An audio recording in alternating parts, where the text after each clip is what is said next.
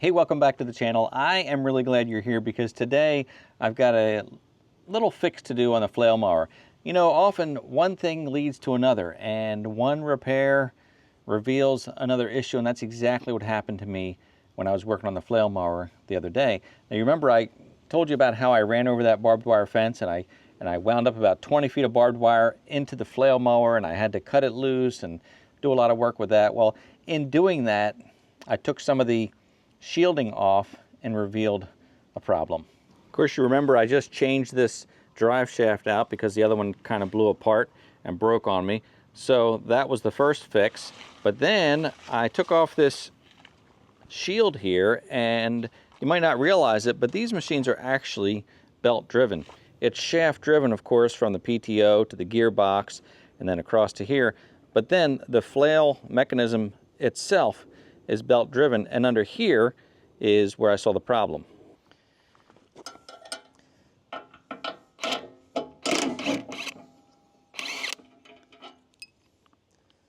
Three bolts, we can zip this thing right off.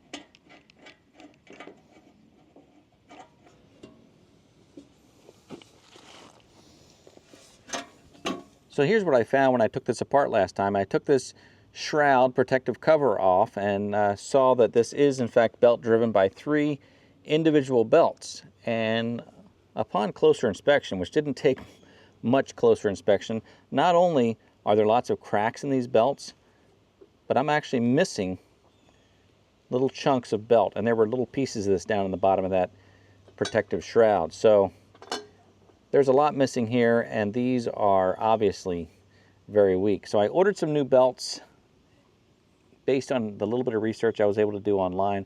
Hopefully they'll fit. This looks like a pretty easy fix. You've got this idler pulley, and on this side you loosen the idler pulley up, and well, there's a spring on there. So maybe you don't loosen it up at all.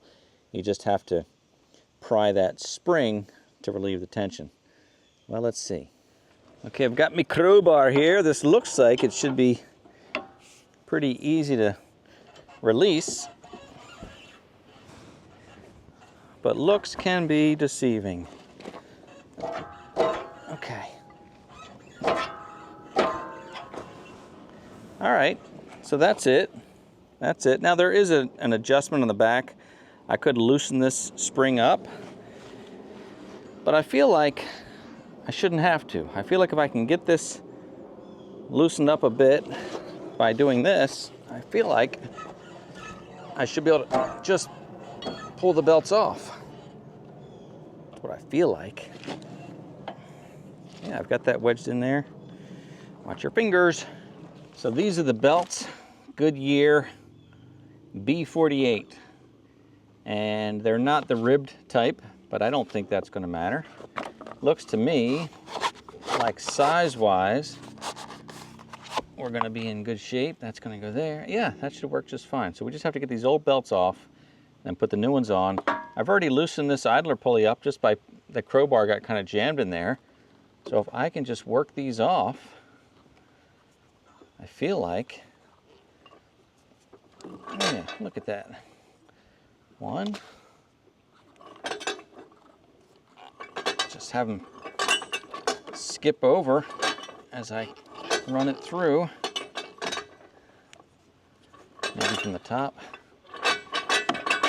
and then move that one over, and again. All right. Just skipping a pulley each time.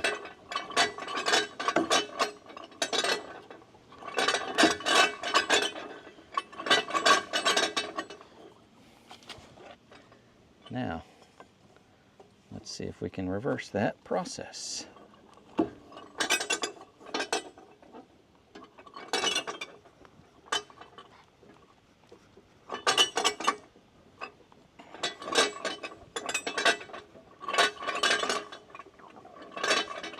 See, I'm just walking the belt over one pulley at a time, or one groove at a time. Then I'll do the same thing at the bottom end. And repeat.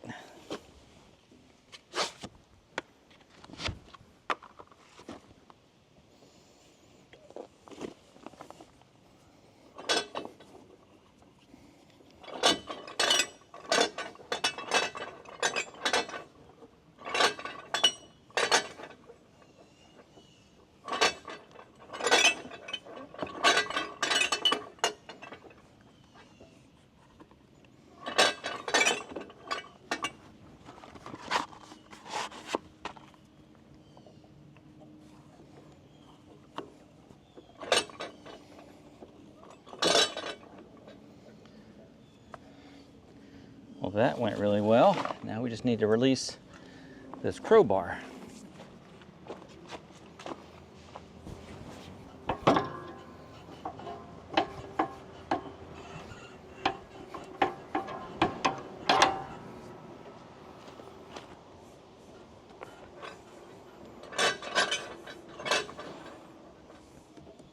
Guess that's it. What's interesting here is that there are grease fittings, which I did grease recently, but this idler pulley must be a sealed bearing because there's no way to grease this at all. It looks like it's a nylon bearing. You can feel the wear on it, but looks like no way to grease that bearing. Now I put these belts down here on the concrete floor where you can see a little more contrast, and you can see here the chunks that are missing from these belts, as well as the cracks. If you turn the belt kind of inside out, lots and lots of cracks. All right, before I put the shroud back on, I'll start this up. Stand clear.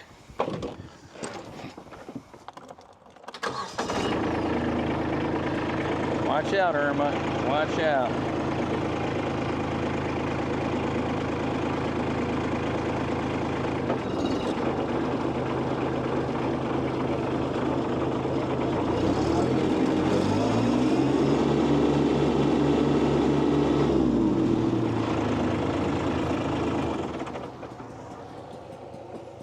I think we're good.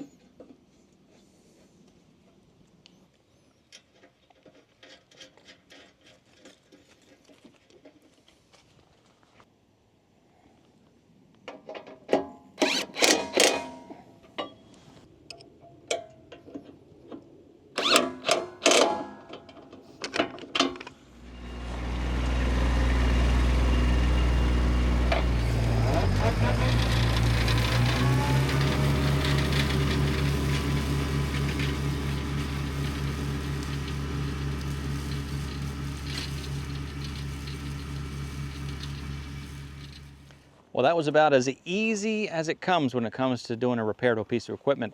So keep that in mind. If you own a compact tractor or other pieces of equipment and you have a little bit of mechanical aptitude, don't be afraid to tear into it a little bit and see what's going on there. You can a lot of times solve the problem by yourself.